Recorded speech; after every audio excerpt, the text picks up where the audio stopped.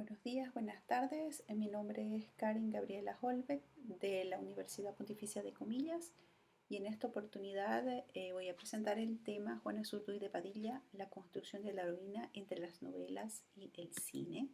Esta es la estructura de mi presentación. Voy a comenzar con la introducción.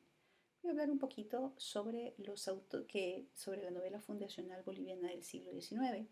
Entre los autores de esta novela fundacional destaca Lindaura Anzoátegui de Campero, una mujer que vivió de 1846 a 1898 y fue la única escritora mujer que escribió novela fundacional.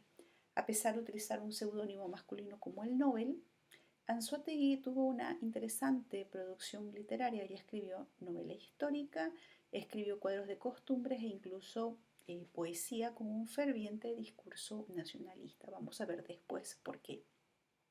Ella estuvo casada con un familiar lejano, el político y militar Narciso Campero, que vivió entre 1803 y 1896.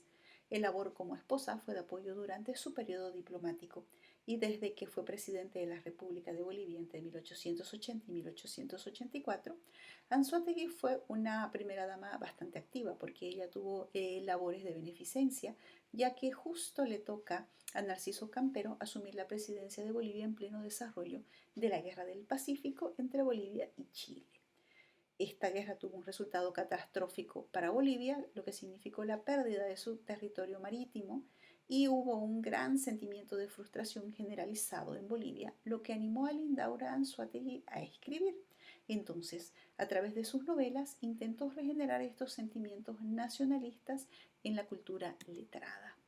Las novelas de Lindaura Anzoátegui fueron Hualparrimachi, que se escribió en 1894, en el año de 1815, que se publicó en 1895, y una novela que podemos decir de producción o de difusión póstuma, que salió en 1896, se escribió en 1896, pero salió recién en 1976, que es Manuel Asensio Padilla. Estas novelas relatan, entre la realidad y la ficción, algunos episodios de la Guerra de la Independencia y en las tres novelas la heroína principal es Juana Azurduy de Padilla.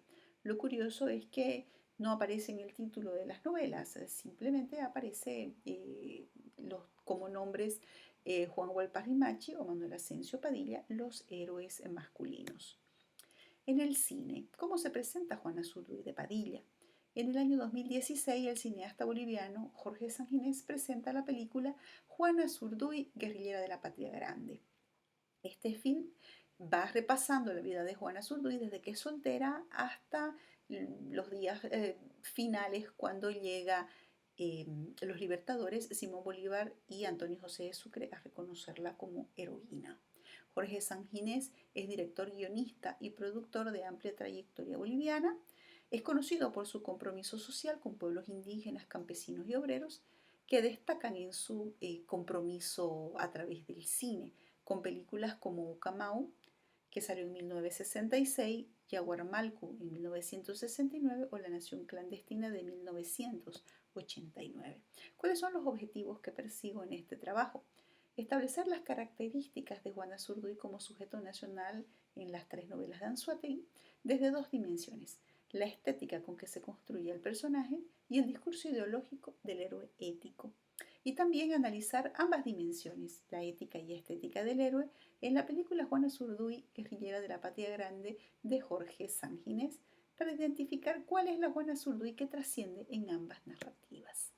Vamos a hablar sobre la novela escrita por Lindaura Anzoátegui. Anzoátegui construye una reivindicación personalizada del modelo heroico masculino en la literatura fundacional. ¿Con qué? Como una heroína mujer, que tiene como virtud su gran belleza, que la convierte en objeto de deseo tanto de propios como de enemigos y que es un importante elemento en la construcción mítica del personaje. Hablamos de su belleza.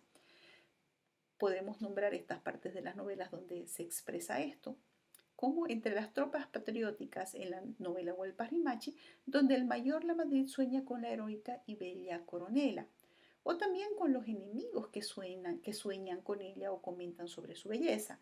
Dicen la joven y hermosa, indica el capitán Blanco, a lo que el capitán Laera responde, sus fanáticos hacen de ella una divinidad en la novela 1815, en el año de 1815. O también en la novela Manuel Asensio Padilla, cuando el joven Gonzalo, que lleva una trampa para Padilla, dice que Juana es aquella mujer, terror del enemigo en la batalla, heroína en sinnúmero de combates, joven aún y espléndidamente bella. Entonces, Anzoátegui no construye el mito sobre las hazañas logradas por las armas, sino hace una otra arma de la belleza. Presenta la divinización erotizada de su imagen y su carácter, trabajando en la estética de la recepción, en la experiencia de la lectura. El lector entonces, a través de la heroína, ensueña su relación con la historia. ¿Cuál es el carácter guerrero de Juana en el cine? San Ginés sí tiene la oportunidad de dotar de un rostro al personaje, presentando una Juana mestiza e india y con un carácter fuerte frente a la delicadeza mostrada en la novela.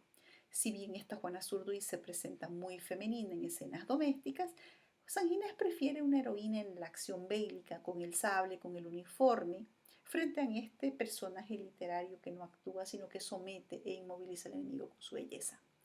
Como alternativa al uniforme militar, Juana también se presenta vestida con esta indumentaria propia de los hombres chaqueños, como es el pantalón bombacho, las botas, la camisa o la manta de lana en gestiones menores de la guerra.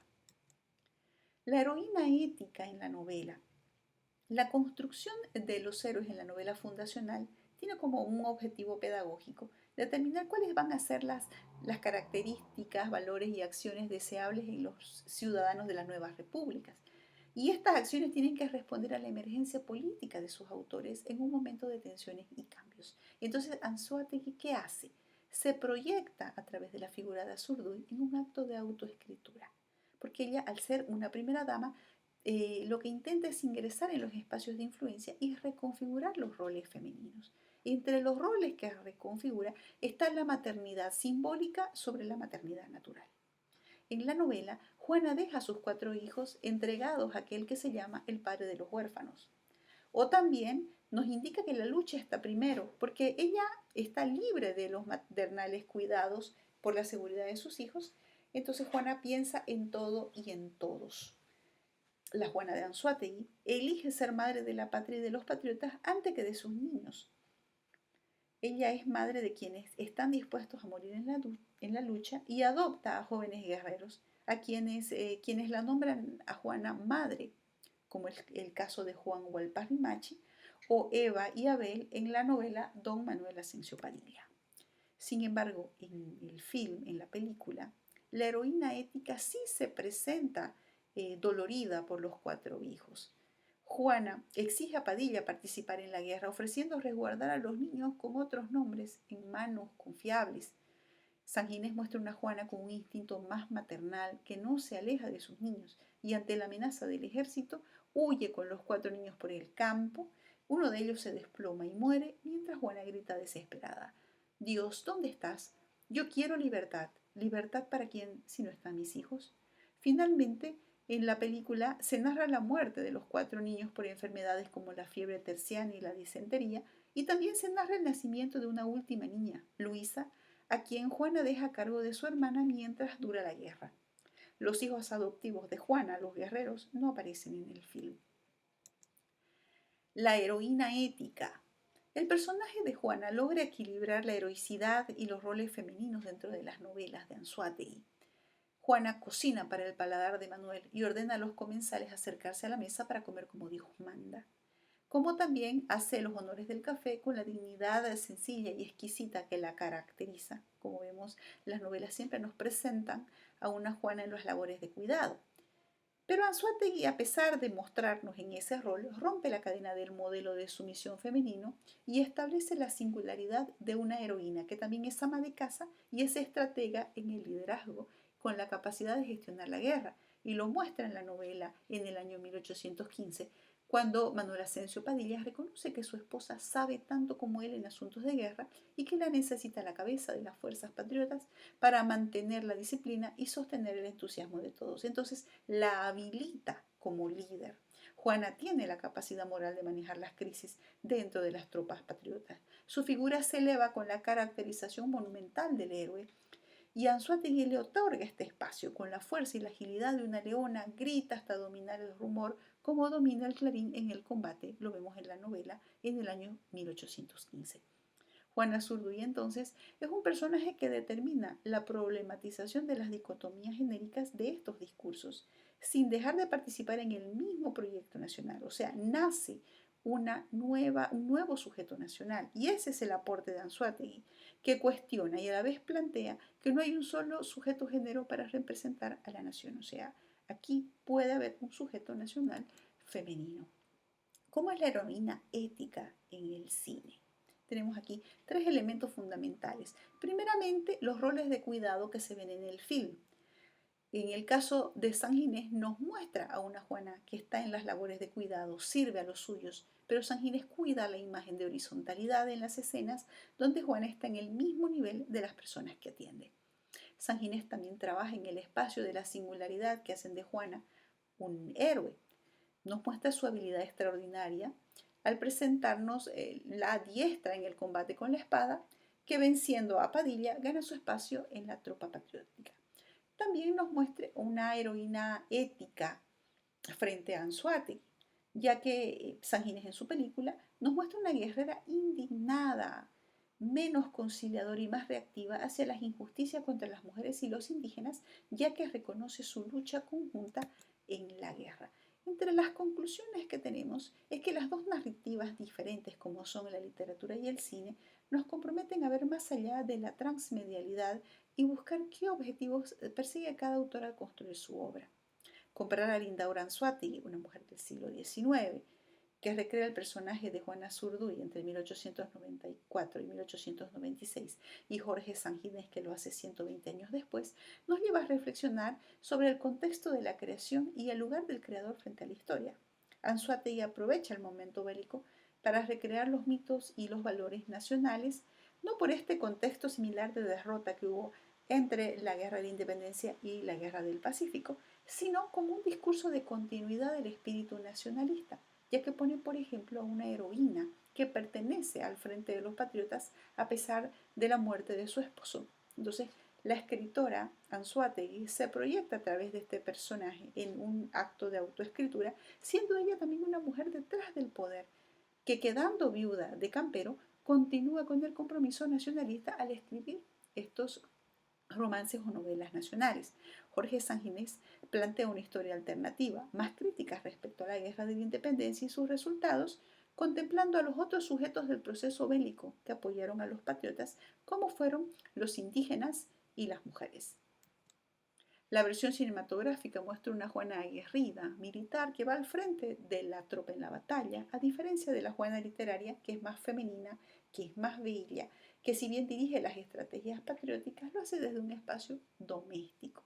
Anzoátegui proyecta la angustia y deseo patriótico a través de su heroína. En el momento en que Anzoátegui escribe, el consumo de las novelas románticas permite la elaboración de este héroe estético, donde es agradable y efectiva su recepción en un público que debe apoyar el proyecto de reconstrucción nacional de Narciso Campero. En el contexto, sin embargo, de la recepción del film de San Ginés, 120 años después, vemos que San Ginés produce este film en un estado plurinacional y multiétnico como es Bolivia, durante el gobierno de un presidente indígena como es Evo Morales, y camino a festejar los 200 años de la independencia. Entonces San Ginés no opta por recrear un héroe estético en Juana Zurduy, y no intenta convencer al receptor sobre un programa político, sino revisar con mirada crítica los eventos del pasado. El héroe ético que plantea Anzoátegui es una Juana virtuosa, sabia e incorruptible, a punto de alcanzar la divinidad. El rol femenino al que apunta es de obediencia y sumisión al proyecto nacional, pero de fortaleza y rebeldía frente a todo lo que amenaza la integridad de la patria. Sin embargo, el héroe ético de San Ginés está cargado de dignidad, por lo que se revela ante las injusticias y expresa con libertad su resentimiento hacia el devenir histórico, proyectando una identidad colectiva, ya que ella también se identifica como parte de la población india que se siente burlada y excluida históricamente del proyecto nacional. Como vemos, Anzoátegui y Sanginés cuentan la misma historia, pero con objetivos distintos. Y esto es evidente cuando revisamos las condiciones de producción y el momento histórico de la construcción discursiva, los proyectos que de sus relatos emergen y el resultado que buscan en los espacios de recepción. Con esto concluyo mi presentación. Muchas gracias.